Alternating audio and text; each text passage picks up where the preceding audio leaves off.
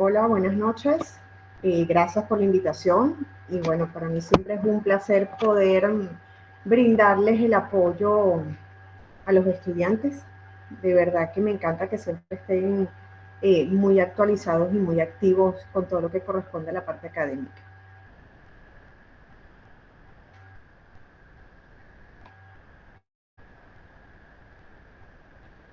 Confirmo, ¿puedo iniciar de una vez la presentación? Sí, adelante. Ok. Em, yo me van a permitir acá, voy a ampliar la imagen. Eh, en este caso vamos a hablar lo que es parasitosis en pediatría. Como bien acá hago énfasis en que la parasitosis intestinal es una patología que está extendida por todo el mundo. Principalmente vemos que se presentan casos de parasitosis en vías de desarrollo, aunque por el tema de la migración ya hemos visto que en países donde anteriormente no veíamos esta patología de parasitosis se está presentando, principalmente en Europa. Con mayor frecuencia se presenta en edad infantil, está asociada a la pobreza porque es donde pues no hay unas condiciones higiénicas adecuadas. Dentro de esta parasitosis podemos ver patologías digestivas, malnutrición y por supuesto que esta malnutrición en los niños, que es en los pacientes que vamos a hacer señalamiento, pues pueden traer déficit de crecimiento, también déficit en algunas habilidades cognitivas por las patologías asociadas que pueden presentarse. La principal vía de transmisión es fecal oral, porque hay el consumo de agua contaminada o también por alimentos y sobre todo los niños que juegan con tierra y posteriormente se llevan las manos a la boca sin previa higiene. Cuando hablamos de lo que es la parasitosis intestinal, vamos a dividirlos en dos grupos, los protozoarios y los helmintos y los comensales y patógenos, porque no todos los parásitos van a ser causantes de enfermedad. Principalmente vamos a ver lo que es la entamoeba histolítica, yardia intestinal y el blastocisto. Sí, ahorita les voy a hacer un señalamiento porque en el caso de la entamoeba, realmente para distinguir qué tipo de entamoeba es, cuando nos hacen un reporte, un examen de heces, ustedes pueden ver que señalan entamoeba histolítica y entamoeba dispar. Sin embargo, al microscopio no es visible o no es posible diferenciar ambas entamoebas. ¿Okay? Lo ideal sería hacer una prueba de PCR. Sin embargo, como no sabemos cuál es el tipo de entamoeba y si hay sintomatología asociada, lo tratamos como una entamoeba histolítica. Si ven un reporte de Endolimax nana, no se preocupen, esto es un comensal, por eso les digo que no todos van a ser tratados. Con la entamoeba histolítica, como todos los parásitos, esto es contaminación fecal oral, es decir, la ingesta de los quistes por medio de alimentos o aguas contaminadas. Posteriormente, a nivel intestinal, se van a eclosionar o van a salir de esta cápsula enquistada, van a salir los trofozoitos y pueden permanecer en la luz intestinal o comienzan a invadir. Una vez que invaden, producen esas lesiones ulcerosas que son las que nos dan las manifestaciones de sangre en las heces. La entamoeba histolítica también tiene la capacidad de hacer diseminación a distancia, lo que es en el caso del absceso hepático mediano, sin embargo aquí solo vamos a manejar la parte intestinal. Y tiene un periodo de incubación de 2 a 4 semanas. ¿Por qué es importante que conozcamos lo que es el periodo de incubación? Porque si algún paciente come algo que sospeche que fue causal de este proceso mediano, si lo comió el día anterior, no guarda relación con la sintomatología que presenta. Entonces, por esto tenemos que hacer historia clínica, un interrogatorio exhaustivo para ver qué ocurrió 2 semanas, entre 2 a 4 semanas previo al inicio de los síntomas. La sintomatología de posiciones con moco y sangre, que es algo muy característico. También pueden presentar tenesmo. El tenesmo es esas ganas de evacuar, pero no logra terminar de hacer este proceso de defecación, ¿ok? Y hay mucho dolor abdominal tipo cólico, también algo muy característico. Incluso hay pacientes que con este dolor abdominal tipo cólico pudiera hasta hacer descarte de alguna patología quirúrgica, como apendicitis, que es la más frecuente en este grupo etario. El diagnóstico, la visualización de quistes y trofosoditos en heces, la prueba PCR, que es para determinar específicamente qué tipo de entamoeba es la que estamos observando en la materia fecal, y la prueba de detección de antígenos, que es la más específica. Tratamiento, fíjense que tenemos tratamiento para los pacientes asintomáticos y debemos tratarlo. Si vemos un paciente que nos llega con un control de su paraclínica porque se quiso hacer un control rutinario y nos reporta que puede haber quistes en el tamaño histolítico, los trofosoditos, debemos tratar a este paciente. No lo podemos tratar con metronidazol porque esto es para la parte o para la sintomatología. Debemos hacerlo con paramomicina o yodoquinol. No son medicamentos tan fáciles de encontrar porque no son los de primera línea que se suelen utilizar, pero sí están al alcance para poder comprarlos.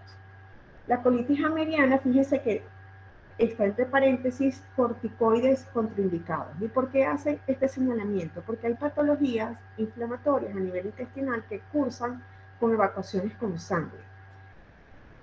Entonces, en ese caso sí está indicado, cuando no es una amibiasis, sí está indicado manejarlos con corticosteroides. Pero en el caso de ser parasitario por la entamoeba histolítica, no podemos hacer indicación de los mismos. Lo vamos a tratar con metronidazol, también podemos utilizar el tinidazol o paramomicina, el yodoquinol, y bueno, aquí se hace mención en el caso de que amerite tratamiento por un absceso hepático. Fíjense que estas son tratamientos indicados tanto por la Sociedad Española de Infectología Pediátrica como la Sociedad Española de Gastroenterología, Hepatología y Nutrición Pediátrica. Hagamos énfasis, sobre todo metronidazol, que es el más frecuente. Fíjense, la duración 10 días. Si hacemos indicación por 5 días, por 6 días, realmente vamos a ver recidiva. Entonces tenemos que hacer bastante énfasis, insistir al paciente que debe cumplir los 10 días, incluso así esté asintomático. Ahora vamos a hablar de la Giardia lamblia, conocida como Giardia duodenalis o Giardia intestinalis. Afecta principalmente a menores de 5 años, aunque sin embargo también en lo que son escolares y adolescentes también es bastante frecuente. Tiene un periodo de incubación de 1 a 3 semanas, insisto con esto, con el periodo de incubación, y por supuesto que la transmisión es fecal oral.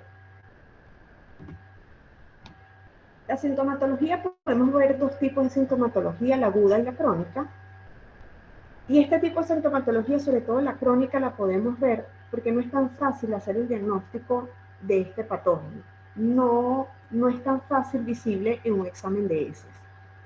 Con la sintomatología aguda hay una diarrea acuosa, fétida, estatorrea, es decir, como son evacuaciones con grasa o muy espumosas.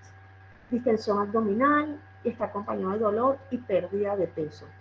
Incluso los pacientes refieren mucho a lo que es un dolor abdominal luego de ingerir algún alimento. Es muy característico, sobre todo el dolor a nivel de mesogastrio, periumbilical. Es un dolor de fuerte intensidad. Y la giardiasis crónica se relaciona con mala absorción, desnutrición y anemia. Y esto es uno de los casos cuando vimos la primera lámina de la sintomatología que pudiéramos encontrar en el caso de parasitosis. El diagnóstico es la visualización de quistes y trofosoditos en heces. Cuando en una primera prueba no vemos que tengan algún reporte parasitario, debemos repetir la prueba. Lo ideal sería con días alternos, no consecutivos. Específico, prueba de ELISA, que son pruebas inmunológicas, y en algunos casos, cuando realmente es muy difícil llegar al diagnóstico y que no contamos con una prueba de ELISA, se hace mención hasta de la biopsia o aspirado intestinal para poder recaudar una muestra que sospechemos que sea significativa donde se pueda encontrar el parásito. Por supuesto que eso es algo que se hace con manejo de gastroenterólogo infantil. Con el tratamiento, acá les hago mención de dos tipos de tratamiento. Uno por la Sociedad Española de Infectología Pediátrica, donde podemos utilizar el metronidazol, tinidazol y paramomicina. En este caso sí podemos utilizar el metronidazol durante 7 días y fíjense que la dosis es menor. En el caso de la entamoeba las dosis eran entre 30 a 50 miligramos por kilo día, y en el caso de la Yardia, sí podemos utilizar una dosis de 15 miligramos por kilo día. Y en el caso de la Sociedad Española de Gastroenterología, Hepatología y Nutrición Pediátrica, podemos utilizar metronidazol, como bien ya lo había especificado, el pimidazol y el albendazol, que es uno de los medicamentos bastante utilizados. Para mayores de 2 años utilizamos 400 miligramos dosis. El albendazol viene en una presentación que son 400 miligramos en 10 ml o 400 miligramos en 20 ml. Es decir, en niños mayores de 2 años debe tomar el frasquito completo. Es decir, va a tomar el contenido de un frasco una vez al día durante 5 días. Y en menores de 2 años, pero que sean mayores de 1 año, sí pueden tomar la mitad del frasquito. Todo depende de la presentación que tengan. La nitazoxanida también es bastante frecuente, pues común en el mercado, y la furosolidona. Ahora, vamos a hablar de lo que es el blastocisti. El blastocisti durante un tiempo se hacía mención de que pertenecía a lo que era la microbiota intestinal y no se trataba. Hubo un tiempo realmente si reportaban más de una cierta cantidad por campo, si se podía tratar, bueno, habían como mucha distintiva. Sin embargo, actualmente se trata. Un paciente con sintomatología y nos reporta un blastocitis, debemos tratarlo.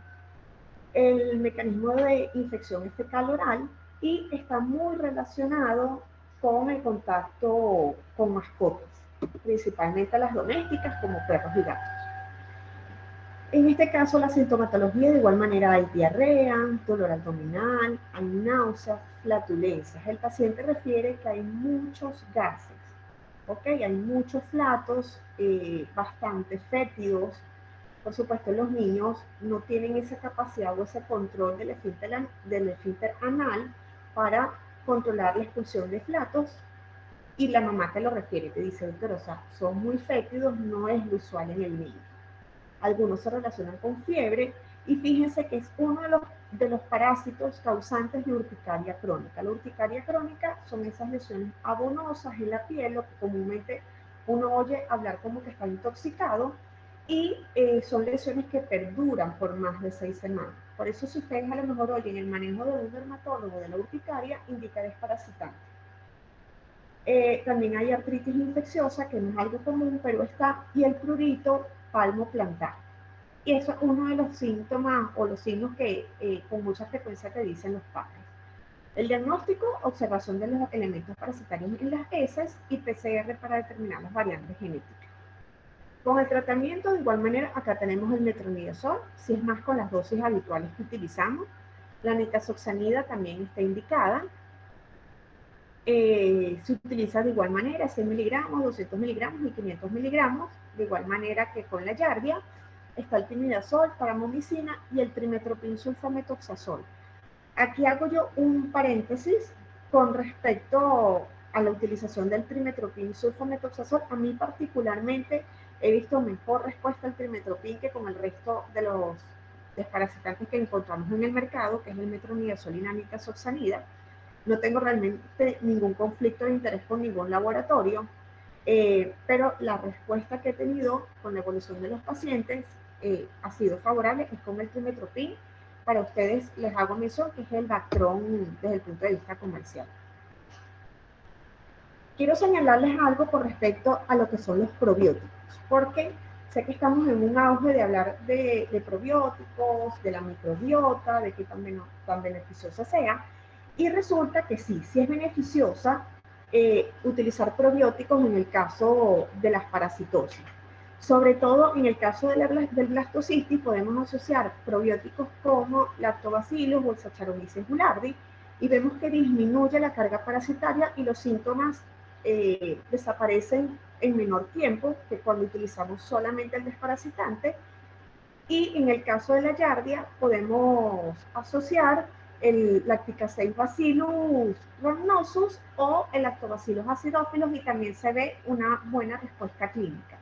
Entonces, cuando nosotros adicionamos algún probiótico con los pacientes, tenemos que explicarle por qué es su beneficio.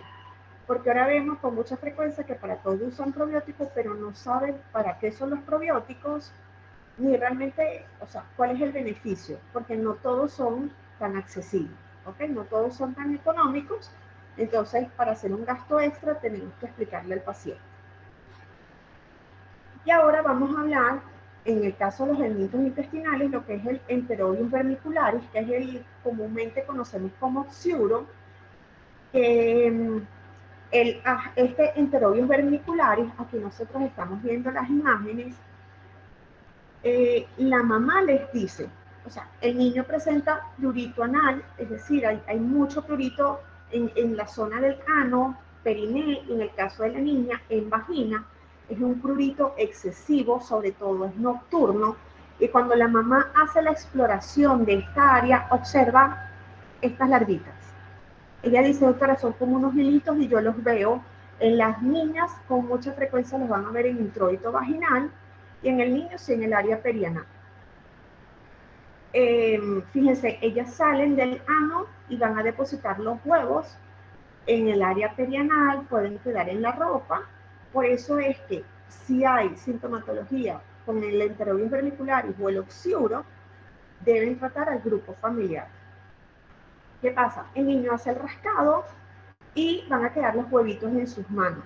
Si no hacemos una buena higiene, entonces el alimento o lo que luego agarre y lo coma otra persona, por supuesto que la va a contaminar. Por eso debemos hacer el tratamiento del grupo familiar.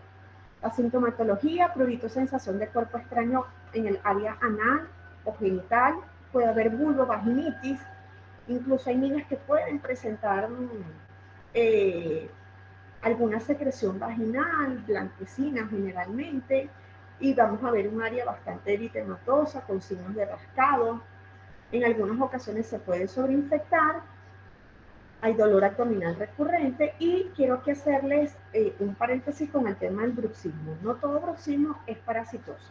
Sí, sí debemos tratar la parasitosis porque en nuestro estado es algo muy frecuente, pero no todo bruxismo es parasitosis. También se asocia con exposición a pantallas, se asocia con el consumo alto de azúcares.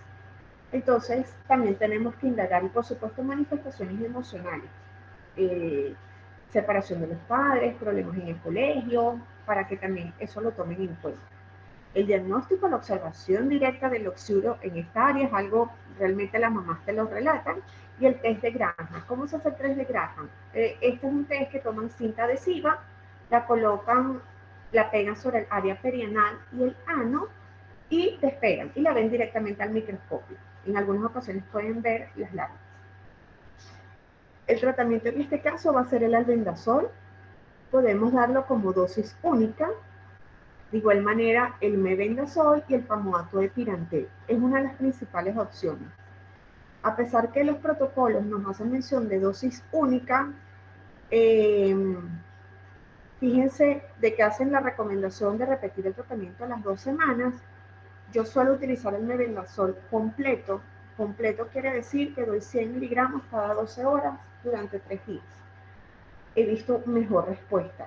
Ojo, estoy hablando de mi experiencia, ¿ok? No tengo nada publicado para hacer referencia a eso.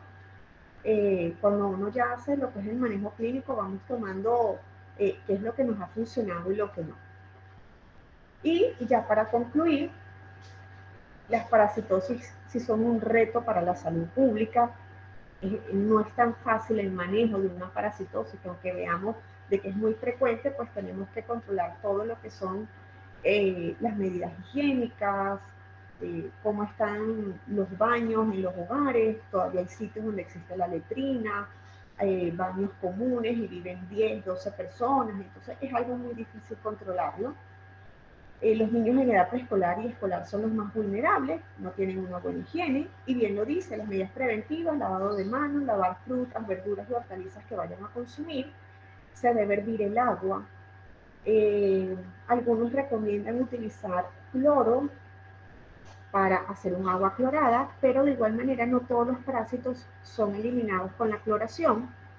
Funciona mejor hervir el agua, porque pues no sobreviven a los 100 grados, que es el punto de ebullición del agua. Ahora bien, ¿se debe desparasitar de forma rutinaria o no? La Organización Panamericana de la Salud y la Organización Mundial de la Salud se hacen una recomendación preventiva del albendazol, pueden ser 400 miligramos de albendazol o el mebendazol 500 miligramos. Ellos hacen referencia a partir de edad escolar, sin embargo, insisten en que sean mayores de 1 año de edad. Y se puede utilizar en cualquier grupo etario el albendazol como dosis única. Bueno, muchachos, muchas gracias por su atención. Ya voy a dirigirme de nuevo a la pantalla para, listo, aquí estoy, para las inquietudes o las dudas que tengan, estoy atenta.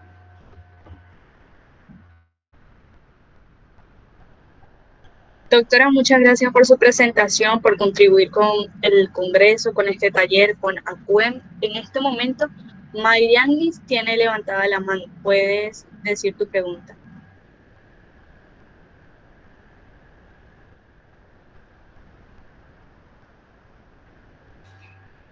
Las dudas que tengan la pueden escribir por el chat.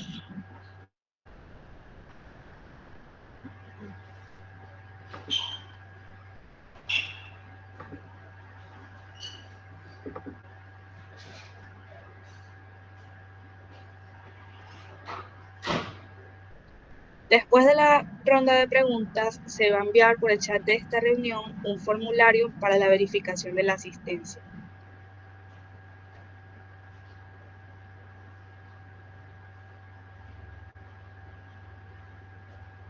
Ok, veo acá una pregunta, dice si se puede hacer quimioprofilaxis con mebendazol o solo albendazol. Se utiliza alguno de los dos, no tiene que ser los dos.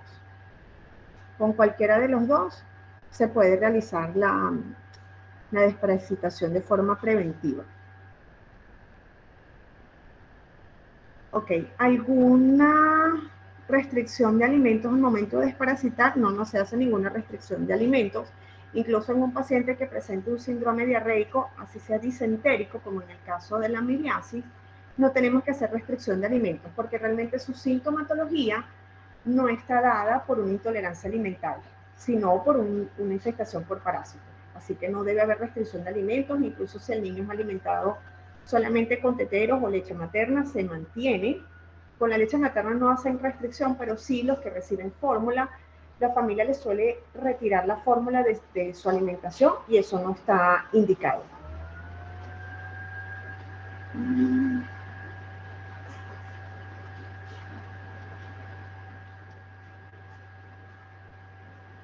Ok, si se daría una dosis única al mebendazol y si se da más, ¿estaría mal? No, o sea, realmente el mebendazol pudiéramos darlo 100 miligramos cada 12 horas durante 3 días, ok, sería un máximo de 3 días, más de eso no deberíamos darlo. Y no por darlo más tiempo vamos a ver beneficio, porque ellos tienen su tiempo para utilizarlo.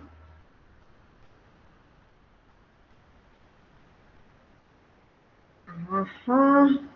Ajá. Doctora, disculpe, ¿qué probióticos recomiendan que sea económicamente accesible para los padres? Bueno, yo les hice mención acá de las cepas, ¿ok? Lactobacillus acidophilus, Saccharomyces boulardii. Saccharomyces boulardii, nombre comercial es Prolardi, con el Lactobacillus. Como tal, el Lactobacillus acidophilus se encuentra como Lactobac. Lactobacillus rhamnosus, también podemos utilizar, que ahora se llama Lacticacei bacillus rhamnosus, como lo lactil, y se deben utilizar por el tiempo que se indica el desparasitante. Es decir, si estamos hablando de metronidazol, que son 10 días, se debe indicar durante 10 días. Ajá, y se podría repetir el tratamiento con mebendazol. Se da una dosis y a los 15 días debe darse la siguiente. Si utilizamos en el caso de que sea el albendazol dosis única, damos hoy albendazol y a los 15 días damos el siguiente albendazol. Con el pamoato de Pirentel En la mayoría de los casos, con dosis única, yace el beneficio. Sin embargo, tenemos que ser muy precavidos con el famato de Pirantel, porque hay pacientes que nos pueden dar algunos signos como de extrapiramidalismo, entonces tenemos que saber muy bien cómo indicarlos, porque hay veces en la casa que dicen, no, yo no estuve segura si lo desparasité bien porque no vi que expulsó los parásitos. La gente cree que se toma un desparasitante y van a ver la expulsión de parásitos de larvas por vía anal, y no, no es así. Realmente los huevos son microscópicos, no son visibles a los humanos, es decir, a simple vista, por lo tanto tenemos que especificarles bien a los padres cómo deben darlo.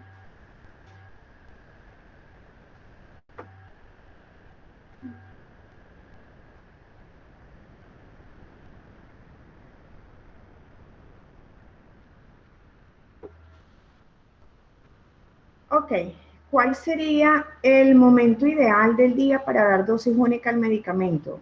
Mira, realmente no hay un momento. De forma cultural van a oír que debe darse en ayunas, cuando realmente no es así. Lo pueden dar luego del alimento y no hay ninguna contraindicación. Algunos lo hacen mención con la luna, que tiene que ser con, creo que luna llena. Hacen referencia a la luna, realmente nosotros no hacemos referencia tampoco a la luna, sino en cualquier momento del día.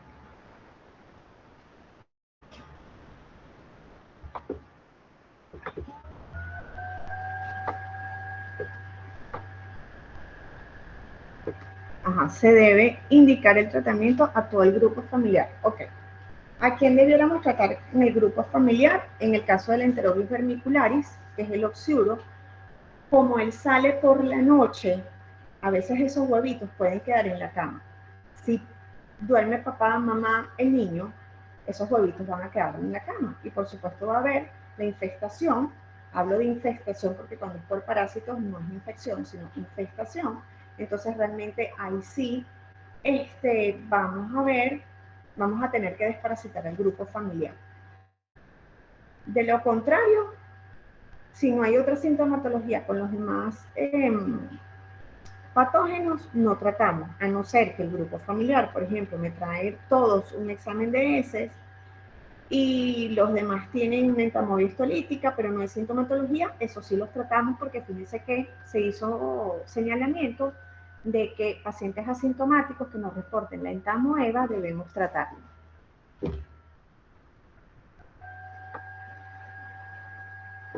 Ok, buenas noches, doctora. Saludos. Antes de iniciar el tratamiento es muy importante los exámenes para saber el tipo de parasitosis. Bueno, mire, si ustedes están en un medio rural que no tengan acceso a exámenes, evidentemente tenemos que guiarnos por la clínica del paciente.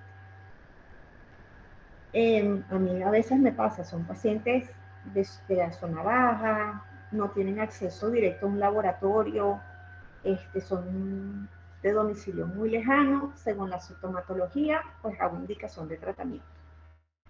Pero si tengo acceso a que me puedan realizar un examen de heces, es lo ideal.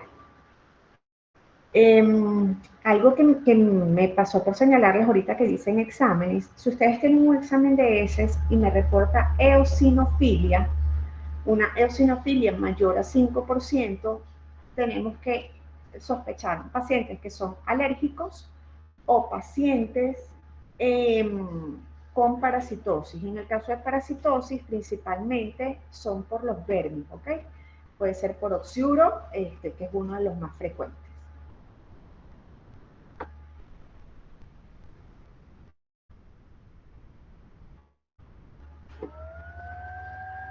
Dice, pregunta, al utilizar el desparasitante mebendazol, ya en el Enterobius no hubiese gusanos en el perianal.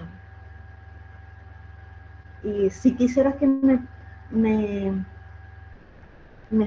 redactaras un poquito mejor la pregunta porque no entiendo. No sé si es que hay que dar el mebendazol así no veamos el parásito. No en todos los casos se va a ver el parásito, ¿no? El niñito puede decir que hay prurito anal y los padres no lo ven. Pero en vista de esa sintomatología podemos hacer la indicación del desparasitante. ¿Cuándo se dejarían de secretar esos parásitos? Cuando se ve el desparasitante. En el caso de los enterobios se indica el desparasitante y ya a las 24 horas no hay sintomatología.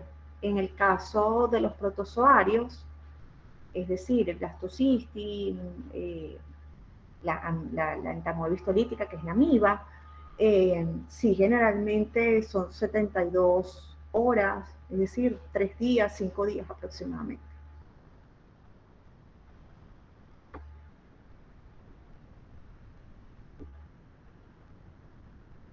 Ok, ¿a partir de qué edad se indican los desparasitantes? Todo depende, porque tenemos que ver la sintomatología.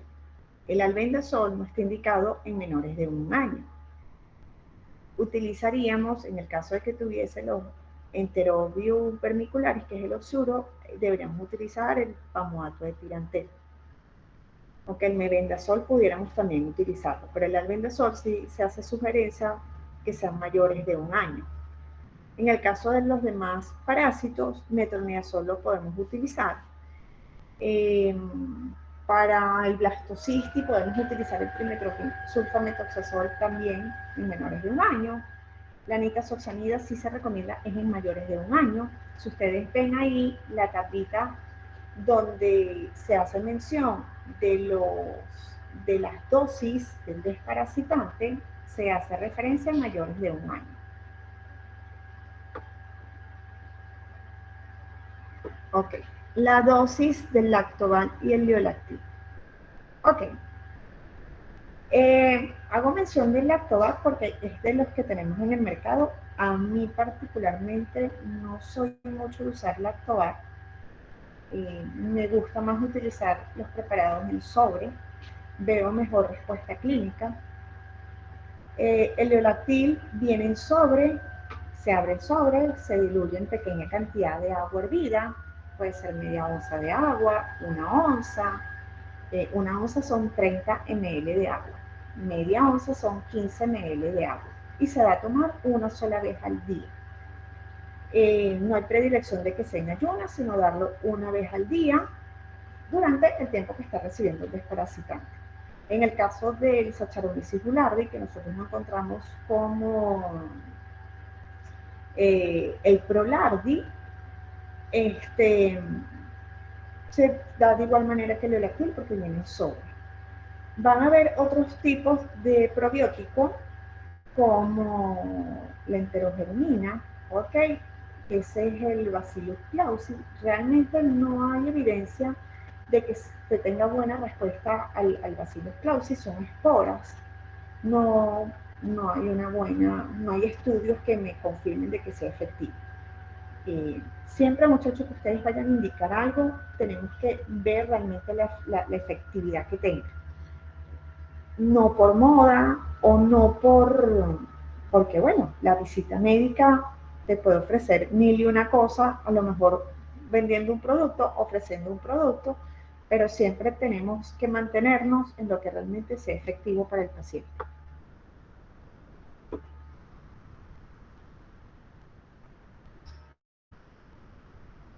Ajá, y funciona también el yogur como probiótico.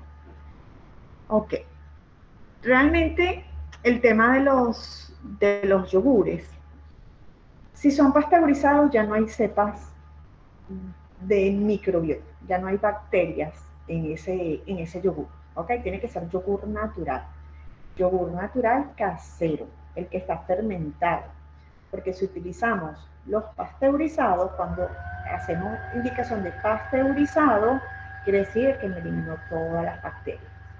Entonces, realmente no me funciona. Ahora bien, para que sea efectivo solamente el uso de probióticos, pues si tiene que consumir una gran cantidad, más o menos como 1 litro al día, lo puede utilizar como coadyuvante dentro de su tratamiento, pero no tomarlo solo como probiótico. ¿Y hay alguna alguna restricción de edad o es una dosis estándar para los niños? Muchachos, siempre pediatría es dosis por kilo, a no ser el albendazol, que de 1 a 2 años son 200 miligramos por kilo día, se da dosis única,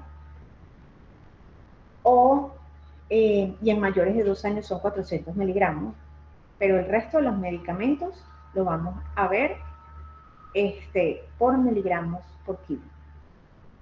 En el caso de la nitazoxanida, de 1 a 2 años son 10 miligramos, 100 miligramos cada 12 horas. Se suele dar por 3 días, algunos indican 5 días, algunos protocolos, inclusive hay protocolos que lo indican 7 días. Sin embargo, nosotros comúnmente lo utilizamos durante 3 días. De 2 a 5 años utilizamos 200 miligramos cada 12 horas durante 3 días, y ya niños ya mayores utilizamos 500 miligramos. Pero ahí ustedes tienen que tener, como yo les digo, un chuletario, ¿ok?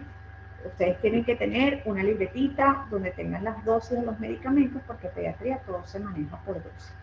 Y con respecto a dosis de probiótico por edad, no. Probiótico sí es en general. Por eso les digo, se disuelve el contenido del sobre y debe tomar todo el contenido del sobre en el momento de la administración del mismo. No se hace 5 cc cada dosis.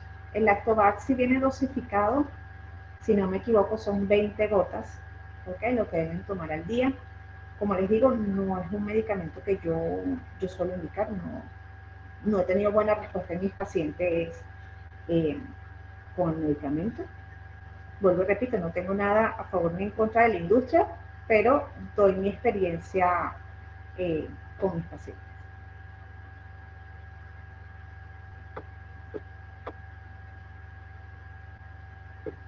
Bueno, no sé si hay alguna otra pregunta, algún comentario. Doctora, nuevamente le queremos dar las gracias por esta ponencia. De verdad, le expresamos nuestra gratitud de parte de la organización del Congreso, de ACUEM. Estamos muy agradecidos con usted. Excelente el taller del día de hoy.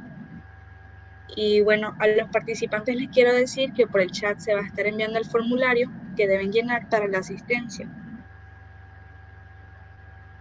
Bueno, no, agradecida con ustedes. Me alegra que les haya gustado, que hayan tenido sus preguntas. De verdad que estoy a la orden. Y bueno, espero verlos luego ya para el Congreso, que vamos a estar con otro tema, con el uso de la prednisona. Así que bueno, nos vemos allá. Y bueno, no, encantada. Yo envié mi presentación en PDF, de manera que la tengan como guía, si para ustedes es útil, de verdad que a la orden siempre.